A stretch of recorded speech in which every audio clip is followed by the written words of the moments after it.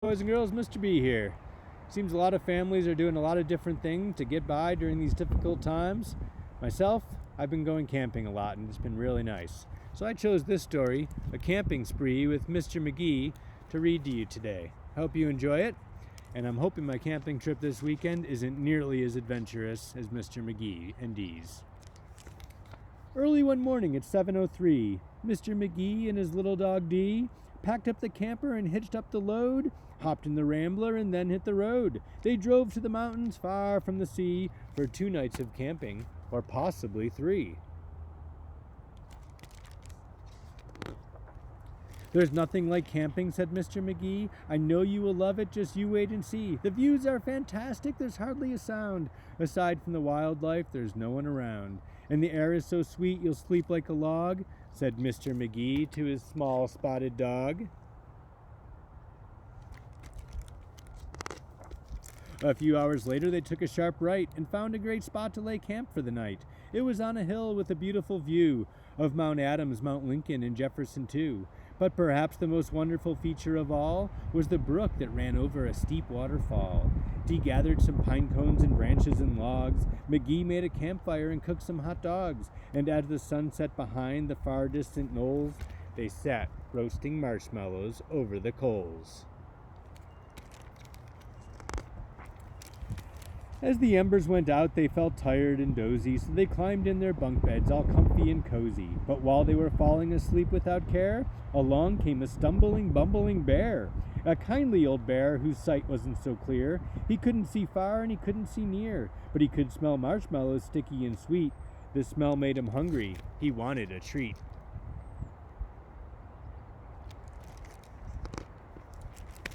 He sniffed out the place where the marshmallows lay, but the car and the camper were in the bear's way. Yet that didn't stop the sneaky old snitch. He simply tried squeezing right under the hitch. And as he was shimmying into the gap, he pushed up the hitch, which let go with a snap.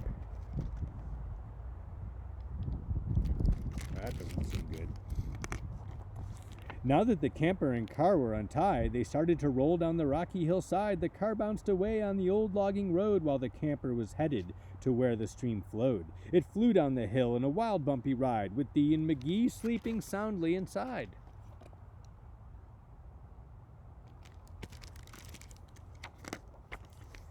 They were snoring and snoozing, enjoying a dream, when splash went the camper right into the stream.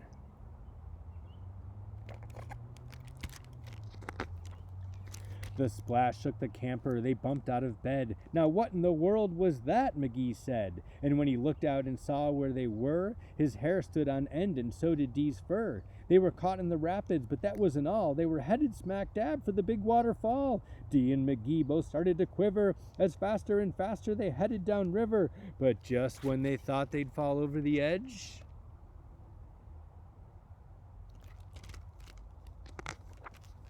their camper got stuck on a rock at the ledge. So there they were stranded, Magee and his pup, on top of the waterfall 50 feet up.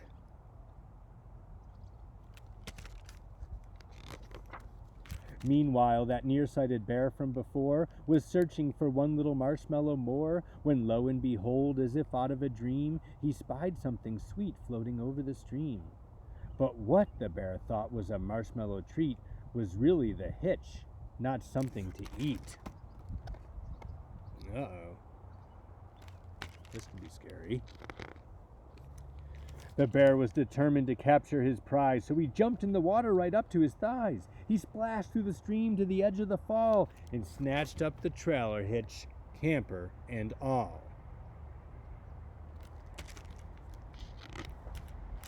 Dee felt a tug. Magee heard a knock as the bear pulled the camper right off of the rock. He dragged them both all the way back to the bank. When he realized his hitch was not sweet but quite rank, he spit out the hitch and left in dismay, while Magee and Dee's camper again rolled away. It flew down the path with a jolt and a jar.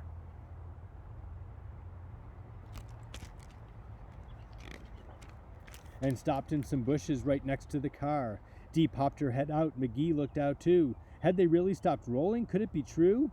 At last things were quiet and peaceful and still, and they looked up the hitch and drove off down the hill. They hooked up the hitch and drove off down the hill.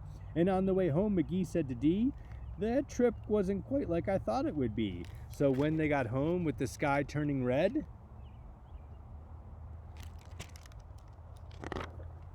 they decided to camp in the backyard instead.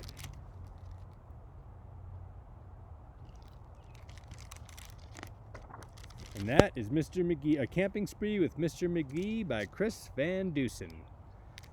Take care and get outside, kids.